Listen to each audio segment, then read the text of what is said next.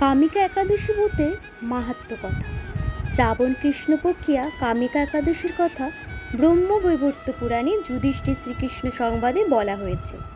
যুধিষ্ঠির মহারাজ শ্রীকৃষ্ণকে বললেন, হে গোবিন্দ, হে বাসুদেব, শ্রাবণ মাসের কৃষ্ণপক্ষের একাদশীর নাম এবং মাহাত্ম্য সবিস্তারে আমার কাছে বর্ণনা করুন, তা শুনতে আমি অত্যন্ত কৌতূহলী।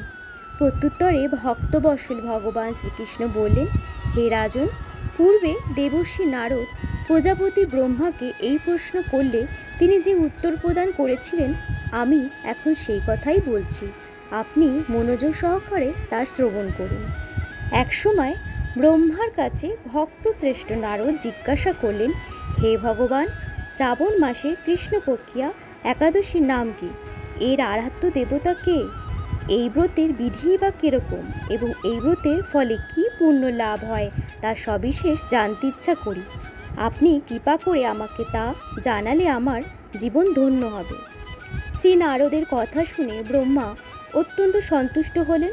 তিনি বললেন, হে বৎস, জগৎ জীবের মঙ্গলের জন্য আমি তোমার প্রশ্নের যথাযথ উত্তর দিচ্ছি, তুমি তা শ্রবণ করো। শ্রাবণ মাসে কৃষ্ণপক্ষিয়া একাদশী কামিকা নামে জগতে প্রসিদ্ধা। এই একাদশীর মাহাত্ম্য শ্রবণে বাজপেয় যজ্ঞের ফল লাভ হয়। ভগবান শ্রীহরির পূজা অর্চনা অপরিমিত পূর্ণ ফল প্রদান করে। গঙ্গা, গোদাবরী, কাশী, নৈমিষারণ্য, পুষ্কর ইত্যাদি তীর্থ দর্শনের সমস্ত ফল একমাত্র কৃষ্ণ পূজার মাধ্যমে কোটি গুণ লাভ করা যায়। সাগর ও অরণ্যযুক্ত পৃথিবী দানের ফল, দুগ্ধবতী গাভী দানের ফল অনায়াসে এই ব্রত পালনে লাভ হয়। যারা পাপ পুণ্য সাগরে নিমগ্ন, এই ব্রতই তাদের উদ্ধারের একমাত্র সহজ উপায়। এই রকম পবিত্র পাপনাশক শ্রেষ্ঠ ব্রত আর জগতে নেই। শ্রীহরি স্বয়ং এই মাহাত্ম্য কীর্তন করেছেন। রাত্রি জাগরণ করে যারা এই ব্রত পালন করেন তারা কখনো দুঃখ দুর্দশাগ্রস্ত হন না। এই ব্রত পালনকারী কখনো নিম্নজনি প্রাপ্ত হন না।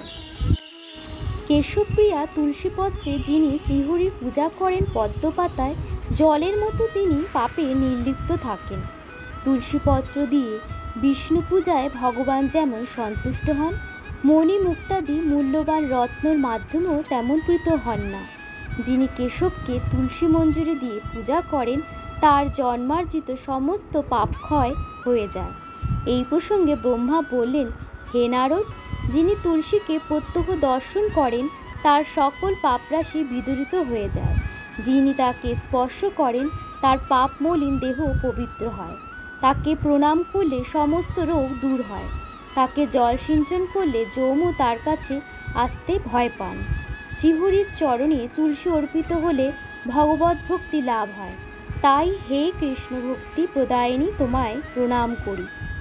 শ্রীকৃষ্ণ বললেন, হে রাজন, আমি আপনার কাছে সর্বপাপহারিণী কামিকা একাদশীর মাহাত্ম্য বর্ণনা করলাম।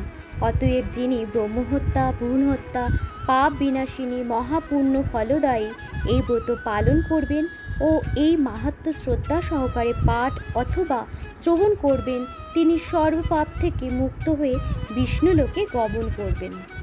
তো বন্ধুরা, আজ এই ছিল আমার তত্ত্বকথা। কামিকা একাদশী ব্রতের শুভেচ্ছা জানিয়ে আজ আমি এখানেই ভিডিওটি শেষ করছি। তোমরা সুস্থ থেকো, ভালো থেকো, ধন্যবাদ।